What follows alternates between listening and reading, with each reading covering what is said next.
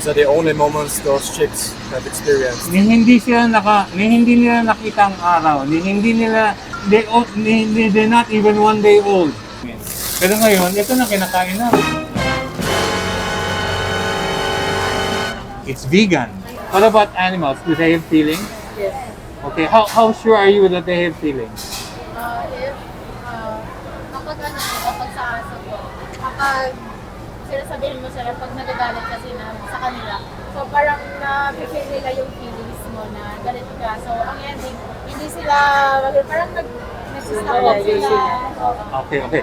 Itatanong ako sa iyo, kung meron ako ngayon kandila, tapos kinuha ko yung kamay mo, ito yung kandila, anong gagawin mo pagka nagganon ko sa iyo yung kandila?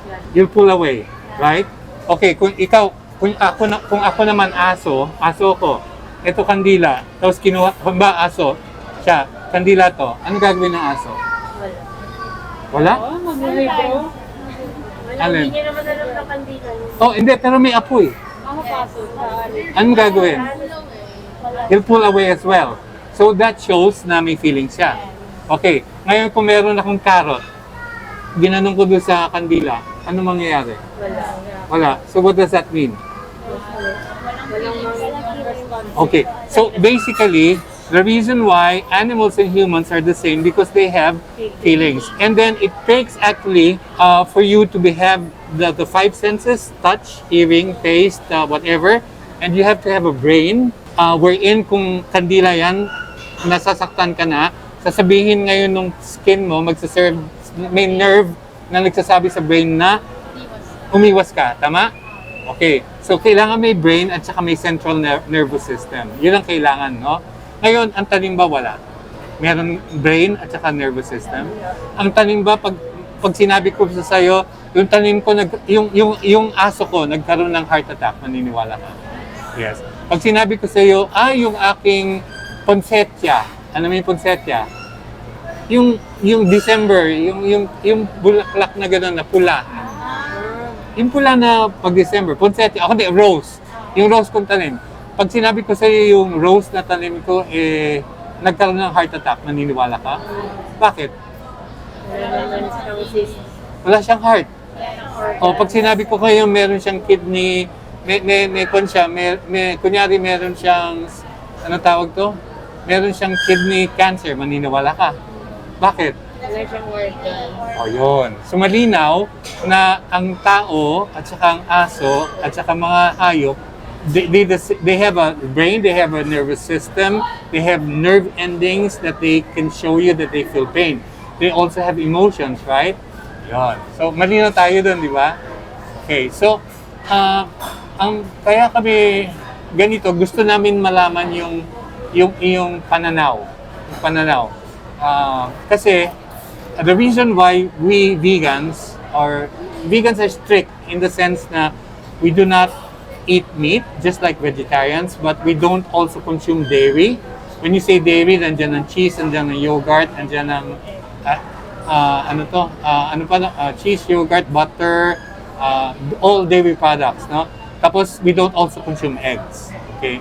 And the reason why we do that is because of the word compassion, because of the word kindness. Are you against animal cruelty? You are. Oh, bakit? Mabilis ka naman masyado eh. So, do you believe that it's wrong to hurt an animal? Why? May feelings sila. Okay. And then, would you like to see an animal, kunyari, you're walking, tapos nakikita mo meron aso na sinisipa, tapos binubuhusan ng mainit na tubig, ganyan, kumukulong tubig. Do you agree that it is correct? No. Because why? What do you call it? Animal cruelty. So, if you don't believe in animal cruelty, would you support anything that promotes animal cruelty? Oh, bigat to. Would you support anything that, no. Do you eat animals? Yes. Okay. So, if you eat animals, do you think is that cruelty or not? Eating animals is cruelty, tama? But we eat animals. Okay, my question is, why do we eat animals? Sanayan. Nakasanayan, tradition, culture. Tama? Culture. Alam mo ba nakasanayan noon din na so everything in tradition and culture, is that correct? Is that right? No. Lahat ba ng nasa kultura natin ng tradisyon tama? Wala. Before, remember, mga Filipinos, Indio ang tawag sa atin, we were slaves to the Spaniards.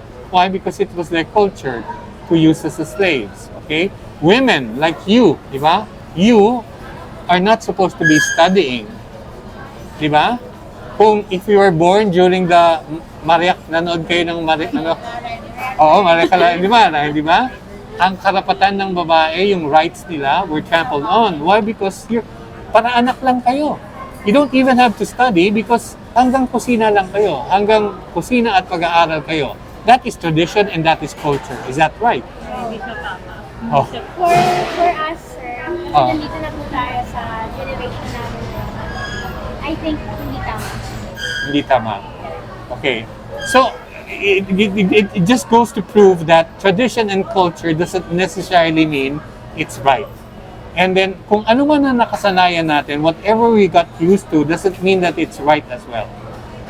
There are cultures and traditions na women, actually, you call, alam mo yung ano tawag ko, yung circumcision ng women?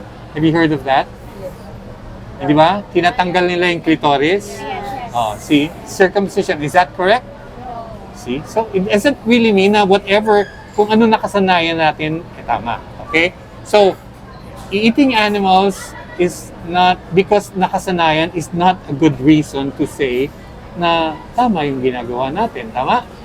Okay, what other reasons would there be why we eat animals? Nutrition. Okay, very good. What's your name? Joanna. Juan ka. Uno ka. Nutrition. Okay, what is the nutritional need in eating animals? Protein. Protein. Okay, what else from protein? Carbohydrates. Carbohydrates? Carbohydrates are basically from plants. Fats? Yes, but is that a good fat? You know what good fats are? Avocado. Yan, good fat yan. The fats that you get from animals are actually high in cholesterol and saturated fat. And as nurses, you know what atherosclerosis is, right? It blocks your arteries. It blocks your arteries going, if it blocks your arteries going to your heart, then you have a heart attack. If it blocks your arteries going to the brain, then you have a stroke. And that's also the cause of aneurysm as well, right? And gangrenes and stuff like that, you know, yung sa ano nyo. So we don't need that fat, kind of fat. Okay, so protein. Do you necessarily need protein that comes from animals? Are the animals the only source of protein? Very good. Did you know that plants are the origins of protein? In fact, the animals get their protein from plants. Let's say broccoli and a pound of broccoli and a pound of beef, mas mataas ang protein ng broccoli. There are a lot of vegan athletes right now who are switching to a vegan diet.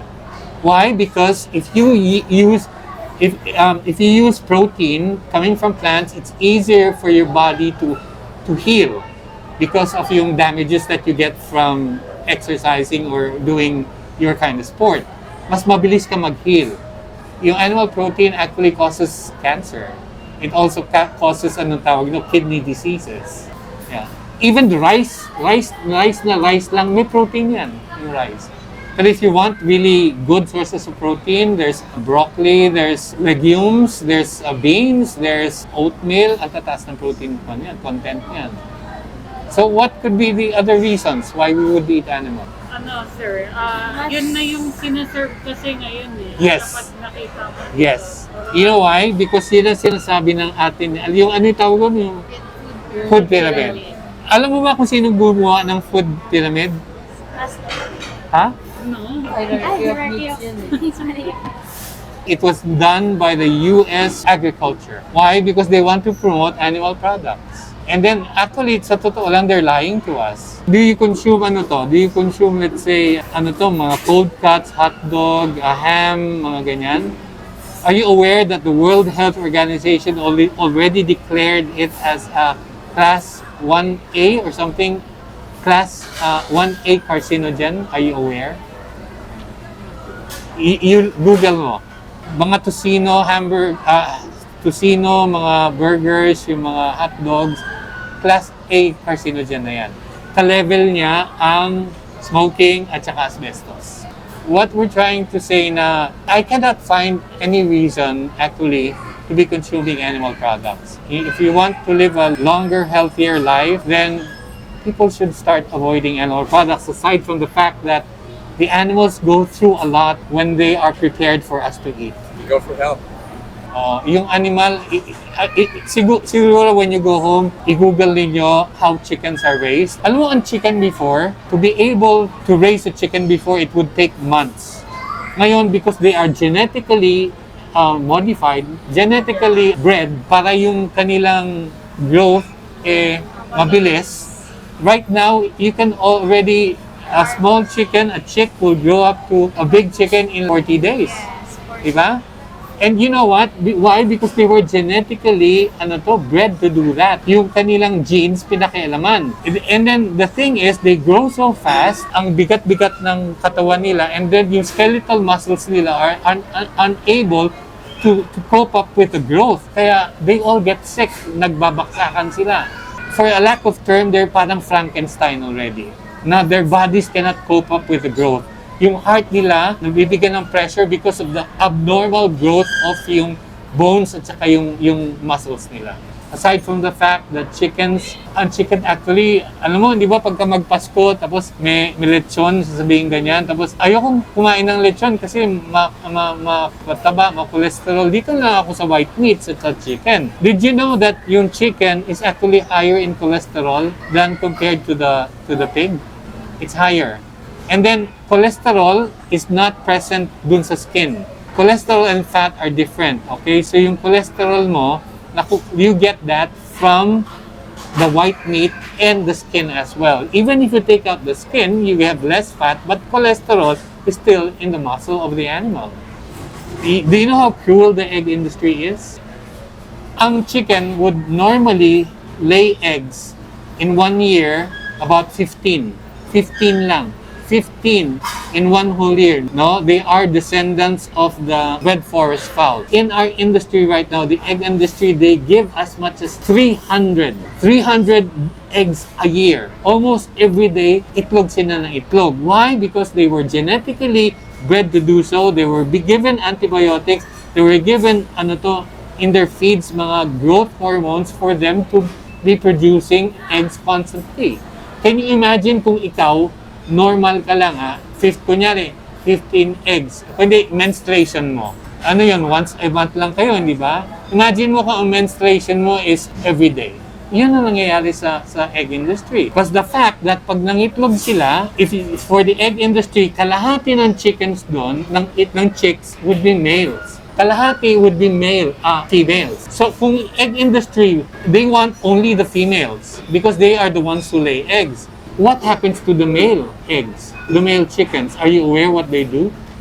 They're ground up alive. They're suffocated, nilalagay sa drum, nilalagay sa plastic, tinatapon, o hindi, they're drowned, they're being burnt alive, and they're being ground alive. That's a normal practice. The egg industry kills so much chicken. 50% ng lahat ng napapanganak, pinapatay. Imagine mo, kapapanganak lang nila, tapos nakitang male, ilalagay sa conveyor belt, tapos dire-diretso yan, babaksak na sila sa malaking grinder. Why? Because they're male. And it's the same thing with the dairy industry. Yung males, hindi sila pwede mag-produce ng milk, right? Because in order for males to produce a milk, you have to be a female. And in order for a female to produce milk, you have to be impregnated. They rape the cows. They inseminate them artificially. Isang kamay papasok sa anus, para iakyat yung yung isa sa vagina naman, yung may kwan. So they're raped basically. And then when they give birth, half of the cows would be male and half of them would be female. What happens to the male? 50% ng cows na pinanganak. So that's the main industry. That's the egg and then the dairy industry. So that's how cruel it is. A lot of vegetarians actually feel na it's okay to be vegetarian because I don't really eat meat. You know, if you eat meat, you have to kill the animal, right? But in the egg industry and also in the dairy industry, You rape the women, you rape the females. When they come out, yung babies come out, half of which are killed instantly because they're male. Because useless sila. Pinapatay na nila. And then, the hens and the cows, after how many years? A cow would live up to 20 years. But in the dairy industry, 4 years pa lang, yung cow, depleted na siya ng calcium, bumabaksak na siya. And then, useless na siya. Sayang ang pinapakain niya, yung milk niya, konti lang. So, anong gagawin? And yun ang ginagawang burgers ngayon, yung mga dairy cows. Ganun din ang hens. So basically, mas cruel actually to become a vegetarian than a meat eater. The dairy and egg industry are actually meat industries as well. Kasi yung inahin na baka, pagkatapos siya 4 years na dire-diretso pregnancies and killing ng babies niya, ginagawa din siyang burger. Kinakatay din siya. So, mas cruel na yun. Yeah. Do you love animals? Anybody if you have pets here? May pets? Sino may pet? Anong pet mo? Dog? How many dogs do you have? 2. I have 5. Geriatric pa, yung dalawa. So, ang hirap alagaan. So, ganun din yun. No? If you have compassion towards animals, you should also have compassion to all other animals. Kasi they feel the same. How would you feel if you're a mother cow, binuntis ka, rinape ka, binuntis ka, nung dumating na yung anak mo, kukunin yung anak mo, papatayin dahil lalaki siya. Kung hindi siya papatayin, kung babae siya, kukunin siya, aantayin siyang lumaki, at pag lumaki na siya, siya naman yung rarapin at bubuntisin uli. At yung anak niya, kukunin din.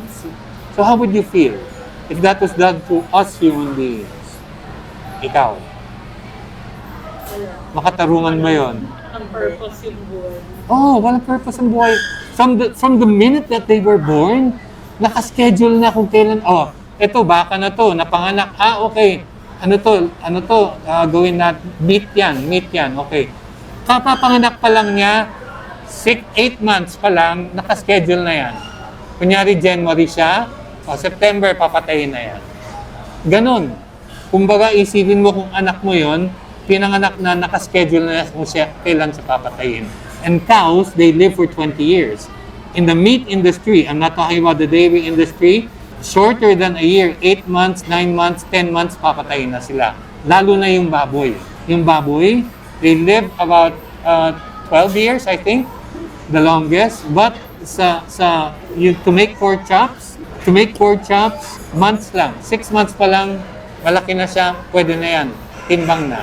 How would you feel kung gano'n? Hindi ba katarungan? We want to show you basically our sentiments because we feel for all sentient beings. And you know what? Animal agriculture is actually the #1 cause of diseases. Animal agriculture is the #1 cause of degenerative diseases. Eating animals. Ikaw, naniniwala ka doon? Hindi. Alam mo, ang sister ko, nung una hindi naniniwala. Mami ko hindi din naniniwala. They're in the States. Mami ko, nung I show them documentary films about health. Pinakita ko, nakita niya. Mami ko ma-pride siya kasi nurse siya. Sino ba siya makikinig sa anak niya? Hindi naman ako nurse. Pero nung nakita niya, doktor yung mga nagsasalita. Pagkatapos ng film, sabi niya, alam ko naman yan eh. Dahil totoo eh. Totoo. Tatanong ko sa'yo, nag-intern na ba kayo? Hindi pa? Itaga nyo to sa bilbil ko. Pag nag-intern kayo, karamihan ng nakakonfine dyan sa hospital, stroke, cancer, diabetes, at saka heart attack. Itaga nyo yan. At pagka December, January, itaga ninyo ang pinakamalakas na negosyo aside from yung emergency room is funeraria. I know that because yung kasama ko sa bahay, nagtrabaho sa funeraria. And sa funeraria, ang daming nasa stroke, nagkakaroon ng heart attack pagdating ng December at January. Bakit? Ano ba nangyayari pag January at December? Ha? Noche Buena. Okay, ano nasa Noche Buena? Anong kinakain nila? Asparagus? Ha? Lechon. Lahat na. Meron ko nga fruit salad yan, pero lumalangoy naman sa dairy. Okay, let me tell you one thing. Are you aware that dairy products and milk, it has calcium? True. But it also has traces of antibiotics. Yung ating gatas has pus.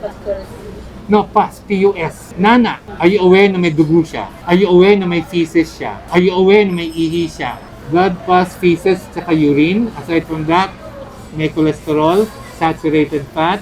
Meron siyang RGBH, recombinant bovine growth hormones, na ginamit pampadami sa baka para dumami yung milk niya. Meron siyang IGF-1, insulin growth factor 1, which causes anong tawag dito, it's carcinogenic, it causes diabetes as well.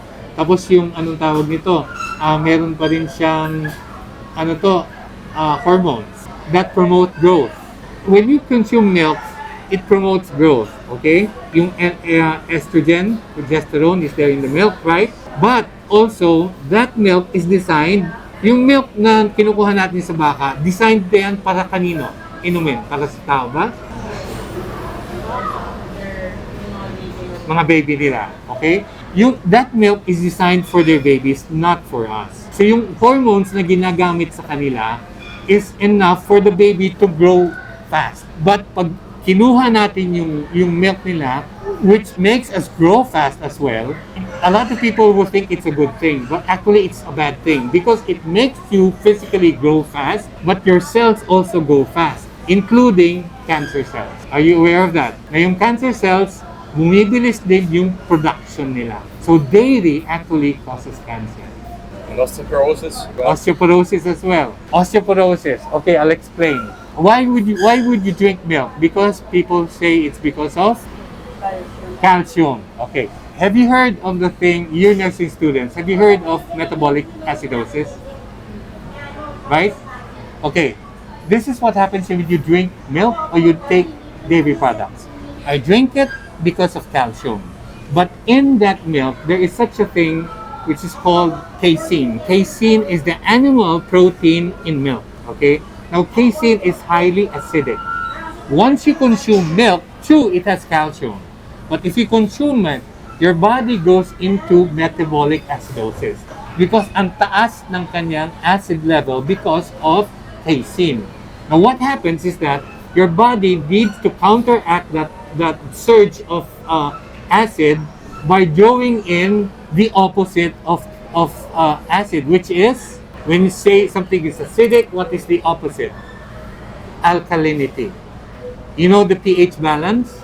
Alkaline and then acidic. Tama? So, what happens is that pag pumasok ang milk dyan, may calcium nga. Pero, meron siyang animal protein dyan na casein that causes metabolic acidosis. Ngayon, your body would have to fight off that surge of acidity at kukunin niya sa alkaline reserves ng body mo. You know what the alkaline reserves of the body is? Anong alkaline sa body natin? Our bone. The calcium in our bones, calcium is actually alkaline. So when you consume milk na maraming acid, ang ginagawa actually nung body mo is kinukuha niya yung calcium reserves ng bone mo at para itakwil to buffer off the acid in milk. That's what metabolic acidosis is about. Now, who has the number one cases of osteoporosis? Sweden, Denmark, the States. These are dairy consumers, but they are the number one sa osteoporosis. Why? Because of dairy. So in reality, useless lang na iinom ka ng milk because of the calcium kasi meron siyang acid dun sa milk. So you lose yung milk. Yung mga bansa, Africa, yung nagtatrabaho, wala silang dairy noon panahon. Women, sila yung naggagawa ng mga bahay. They don't have any calcium deficiency. I'm not here to preach. I'm here to tell you the truth. Because we are being lied to by the industry. Why? Because they want to sell these things to us. They claim that this is healthy for you. Well, actually, it's not. If you have, kung meron ka matanda, na may nakakainis sa totoo lang, may mga doktor na, mahina ho ang buto ninyo. Kailangan uminom kayo ng gatas. Lalong iinom ka ng gatas, lalo siyang magiging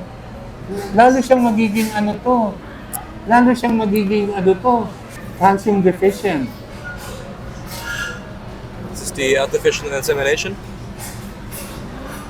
Rinarate. Hindi ko nakikita, rinarate. Gusto niyo ba na i-rate kayo? Gusto niyo ba na pagka nabuntis kayo yung anak niyo, first day pa lang kukunin na? See the mother runs after the newborn or the babies. Because they have a strong bond for the babies, right?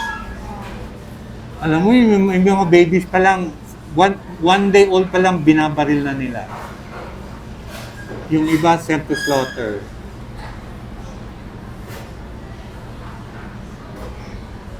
Hindi kami masasamang tao, ah. Hindi. See, they're crying for the mother. Here they are killed from field. Instinct. God gave us an instinct as mothers to care for our babies. Sinisira yan ng dairy industry. Sinisira din yan ng egg industry. This is an electroshock to stun them. Imagine how that will feel for several seconds.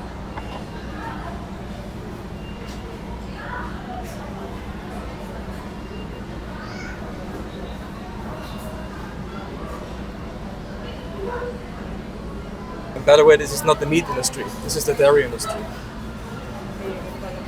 Even though this is slaughter of babies.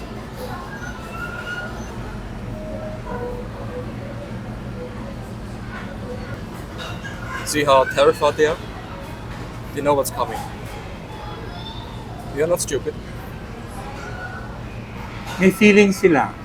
Alam nila kung anong nangyayari.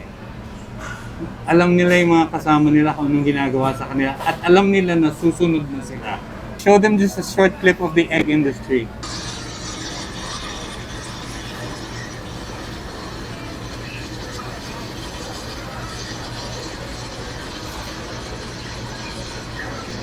These are the only moments those chicks have experienced. Ni hindi nila nakita ang araw. They're not even 1 day old. Papapanganak lang nila. Hindi nila alam kung sino yung nanay nila. And hindi siya maganda sa animal, hindi maganda sa kalusugan natin, hindi rin maganda sa planet natin. Kasi ang animal agriculture is the #1 cause. Maybe you don't know it, but it's the #1 cause of global warming as well. Why? Because of methane gas. Methane gas is more powerful than carbon dioxide. Kumakain kang burger. Huwag kang mahiya. Alam mo, dati kumakain kami ng Jollibee, lahat yan kinakain namin. Pero ngayon, ito na kinakain namin. It's vegan.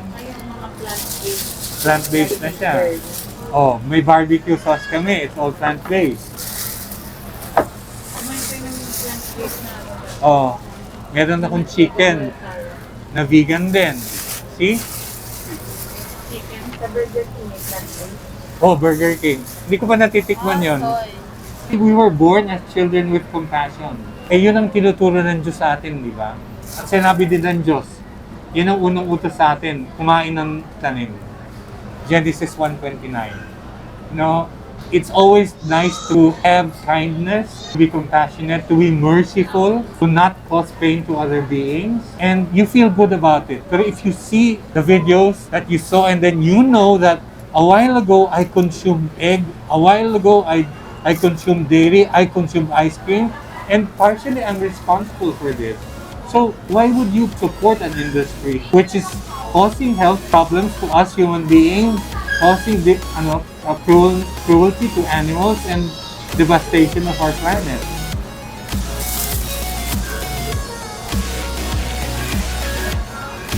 Salamat. Thank you rin. Let's go. They're bored. Let's take a picture. I don't have to be in the picture. You can take it home. You can take the camera home after.